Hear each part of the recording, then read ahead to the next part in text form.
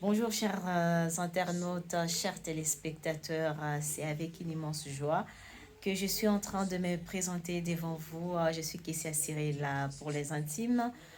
Zawadi, je suis une femme journaliste indépendante, mais également je suis défenseur des droits des femmes. Et aujourd'hui, je suis devant vous pour pouvoir parler de la femme et l'influence de ces siècles. Certainement, nous sommes en train de voir un flux des événements qui discréditent la femme pendant que nous sommes là pour interpeller cette dernière à pouvoir prendre ses responsabilités parce que c'est elle qui donne la vie, c'est elle qui est responsable de l'éducation. Elle porte l'enfant pendant 9 mois dans son ventre. Elle est responsable de beaucoup des comportements, des attitudes de la communauté aujourd'hui parce que lorsque la femme donne un enfant ou bien lorsque la femme met au monde un enfant, pendant qu'elle l'a gardé pendant 9 mois dans son ventre, elle est aussi là pour faire son suivi afin que l'enfant grandisse dans de bonnes conditions, si on peut le dire. Parce que si l'enfant n'a pas tété, l'enfant va devoir prendre de biberons et c'est la maman qui s'en charge. Vous voyez un peu, c'est là. Certes, nous parlons de la maman parce que oui, pour les hommes ou les papas, c'est pas toujours fréquent et c'est un nombre qui est un peu réduit et ça arrive dans des cas où c'est la maman, c'est le couple qui est divorcé ou par exemple, c'est un homme qui est resté veuf et c'est dans des cas un peu, des cas exceptionnels. Par contre, c'est la femme qui s'en charge de tout cela.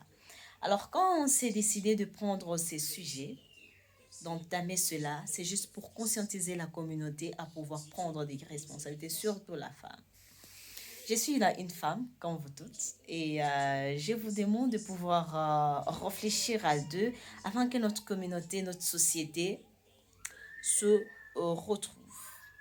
D'autre part, nous sommes en train de voir aujourd'hui les femmes sont en train de se démarquer dans l'entrepreneuriat, ce qui est déjà bon. Prenons ici dans l'Afrique centrale.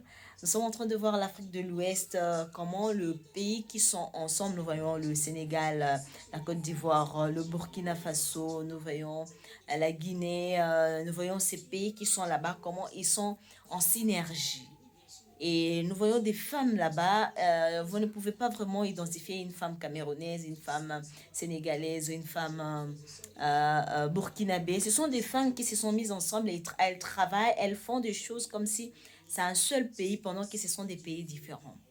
Et si nous revenons ici chez nous en Afrique centrale, prenons la sous-région du Grand Lac, où nous sommes avec le Rwanda, le Burundi, la RDC, l'Ouganda, Nairobi, ça peut être un peu loin, mais nous sommes en train de voir ce pays là-bas.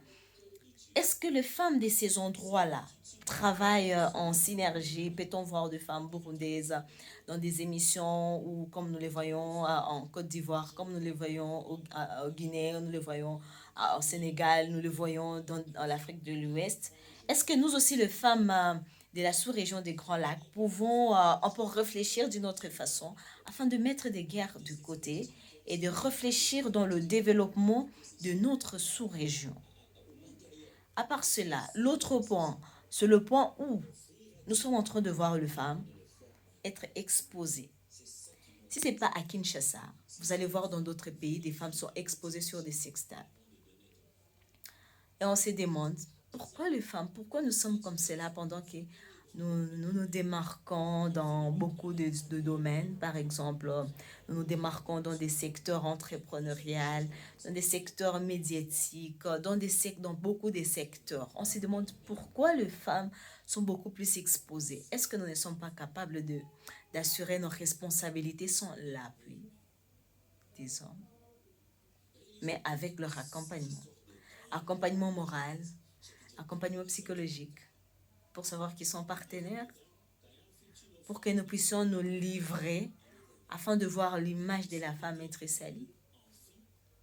C'est la grande question et c'est juste une petite introduction, mais nous allons entrer en profondeur pour voir l'importance de l'entrepreneuriat, l'importance des innovations des femmes, de l'Afrique, avec leur impact économique. Donc, l'impact économique des innovations des femmes au sein de nos communautés.